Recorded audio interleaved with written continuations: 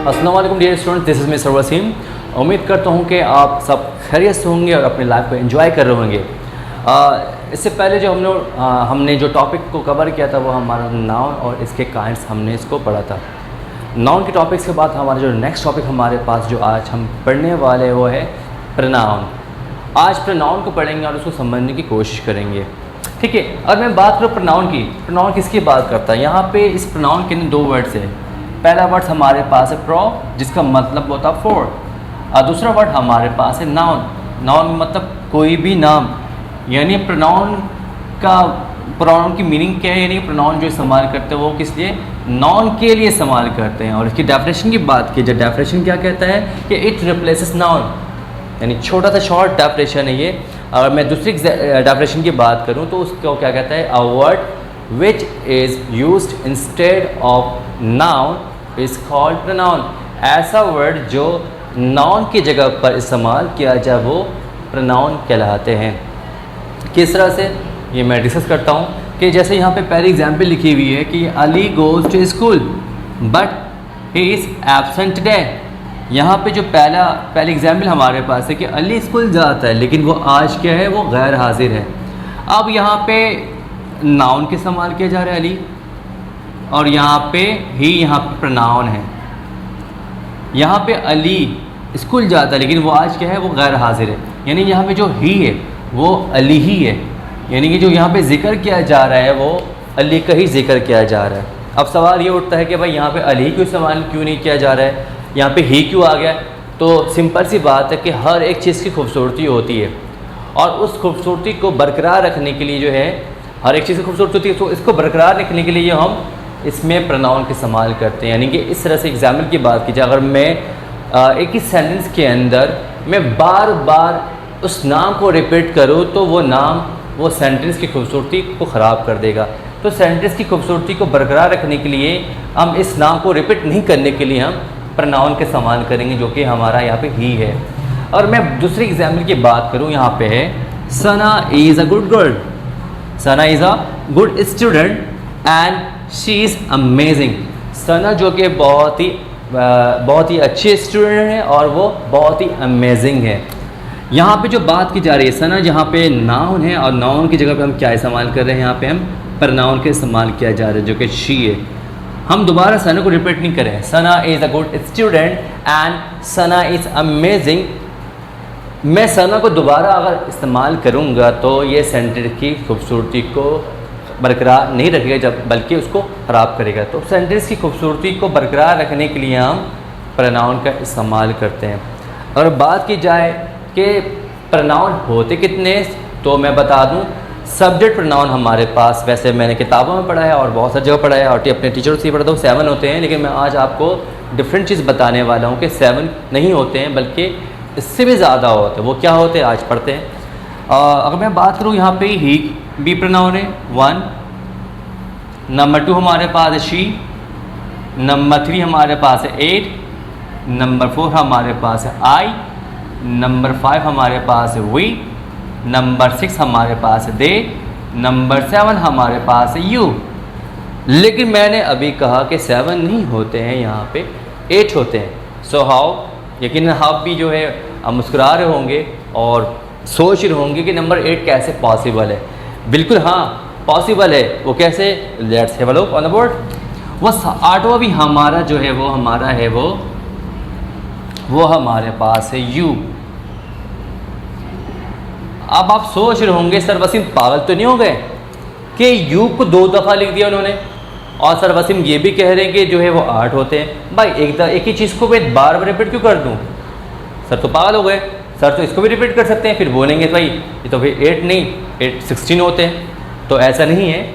अब यहाँ पे डिफरेंस क्या है इन दोनों में, मैं आपको बताता हूँ।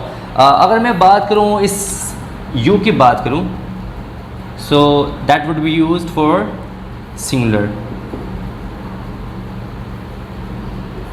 यानी यहाँ पे जो इस्तेमाल किया जा रहा है यू, ये है सिंगुलर के लिए, जबकि ये वाला जो यू है वो होता है इस्तेमाल वो प्लूरल के लिए इस्तेमाल किया जाता है। यानी कि अगर मैं एक यू की बात करूँ, सेकंड पर्सन की बात करूँ, सिंगल पर्सन की बात करूँ, तो वहाँ पे मैं यू ही इस्तेमाल करूँगा। लेकिन जब मैं एक से ज़ायद लोगों की बात करूँगा तो वहाँ पे मैं ही यू लगाऊंगा, लेकिन वहाँ पे केस अब बदल जाएंगे, क्योंकि सिंगुलर की बात अलग की करते हैं और प्लूरल की बात अलग करते हैं। बहुत केसेस आर डिफरेंट, दोनों केसेस जो है वो दोनों डिफरेंट हैं। वो किस तरह से और इसको मज़ीद समझने की कोशिश करते हैं। अगर मैं रिफ्लेक्सिव नाउन की बात करूँ, मैं रिफ्लेक्सिव की बात करूँ तो सिंगुलर के रिफ्लेक्सिव बनता है वो क्या बनता है, वो हमारा योर सेल्फ बनता है, जिसका मतलब होता है खुद।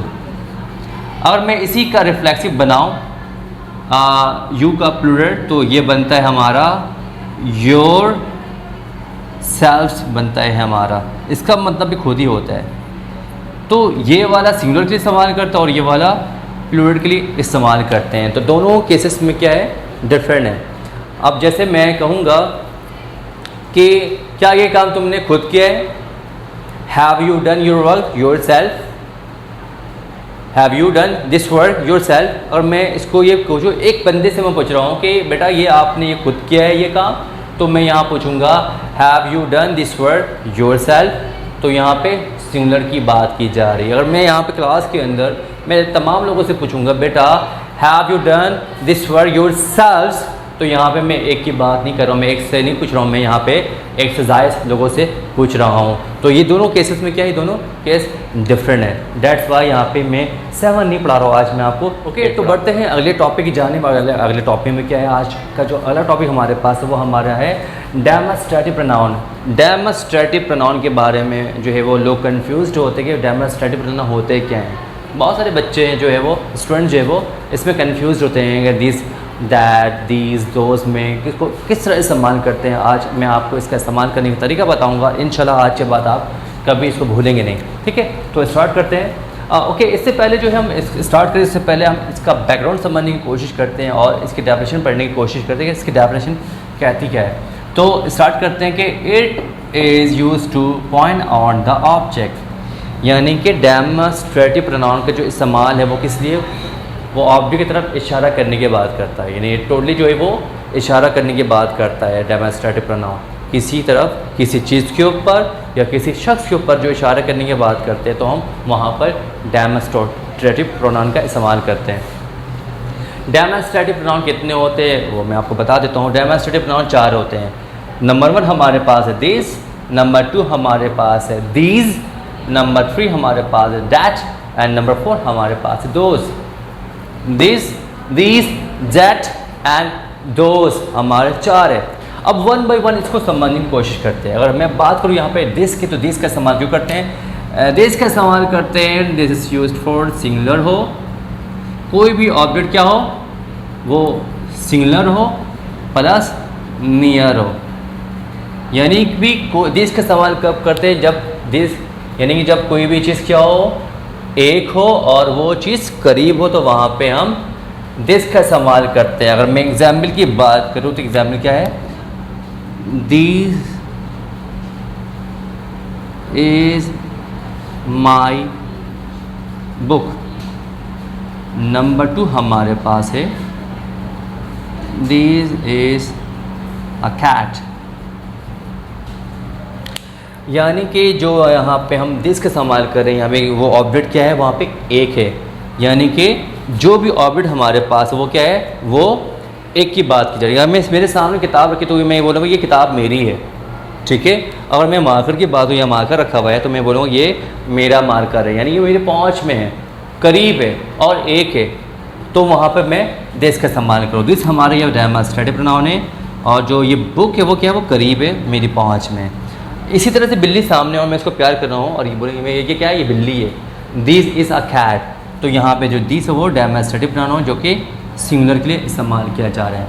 इसी तरह से सेम ये जो बात करता है दीज की बात करता है, ये भी किसकी बात करते हैं कि कोई भी ऑब्जेक्ट क्या हो, अब एक नहीं हो वो प्लूरल हो, एक से ज़ायद हो प्लस नियर हो।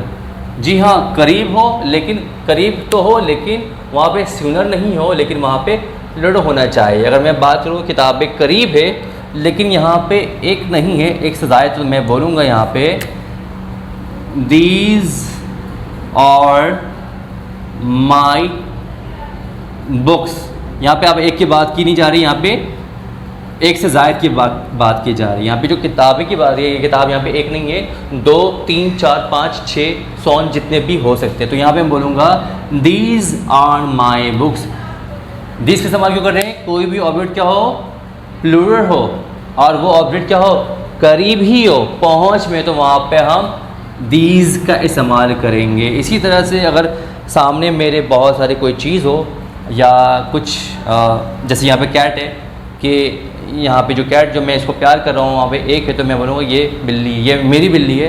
अगर यहाँ पे एक से ज़ायद की बात की जाए तो कि ये मेरी बिल्लियाँ हैं, तो मैं यहाँ बोलूँगा करीब, मैं इसको प्यार कर रहा हूँ, अपने मेरे पास ही है और मैं इसको प्यार कर रहा हूँ। तो किसी ने मुझे किसकी बिल्ली है, मैंने मेरी बिल्ली है। तो यहाँ पे एक नहीं, मेरी पहुँच में है और करीब है और मैं इसको प्यार कर रहा हूँ, वहाँ पे मैं इस्तेमाल करूँगा दीज का इस्तेमाल करूँगा। That is these are my cats. अब यहाँ पे एक नहीं, यहाँ पे एक से ज़ायद है, तो वहाँ पे मैं कैट्स का इस्तेमाल करूँगा। यानी कि दिस और दीज का इस्तेमाल करेंगे कोई भी ऑब्जेक्ट या कोई भी चीज़ क्या हो, करीब हो और वो एक हो या एक से ज़ायद हो। और एक ऑब्जेक्ट है तो वहाँ पे हम दिस का इस्तेमाल करेंगे, जबकि एक से ज़ायद तो वहाँ पे हम दीज का इस्तेमाल करेंगे। उम्मीद करता हूँ आपको ये समझ में आ गया होगा। अब बढ़ते हैं डैट की तरफ, कि डैट का इस्तेमाल क्यों करते हैं। डैट का इस्तेमाल ये करते हैं किसके लिए, इशारा करने की बात करते हैं। डैट किसको किस तरह से देख लेते हैं। डैट का इस्तेमाल करते हैं कोई भी ऑब्जेक्ट क्या हो, सिंगुलर हो और वो क्या हो, दूर हो, फार हो हमारे से। यानी कि एक ऑब्जेक्ट हो लेकिन वो ऑब्जेक्ट क्या हो, दूर हो। अब जैसे कि अगर मैं अपने टेरेस पे खड़ा हूँ और टेरेस पे खड़े होने के बाद जो है रोड से मेरे दोस्त जा रहे नहीं, मतलब जा रहा है, एक की बात की जा रहा है। अगर मैं मामा से, मामा देखिए वो मेरा दोस्त है, वो लड़का जो जा रहा है वो मेरा दोस्त है। That boy is my friend. वो लड़का कौन है, मेरा दोस्त है।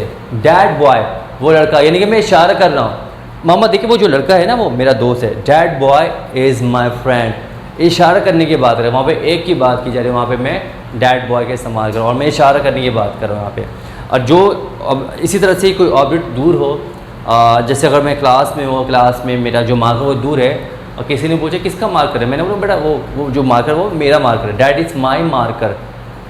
एक की बात की जाए लेकिन वो ऑब्जेक्ट क्या हो, मुझसे दूर हो, तो वहाँ पे मैं इस्तेमाल करूँगा डैट का इस्तेमाल करूँगा फॉर सिंगुलर। ओके, अब बढ़ते हैं इसकी एग्जाम्पल मैं समझा दूँ कि जैसे कि मैंने कहा दैट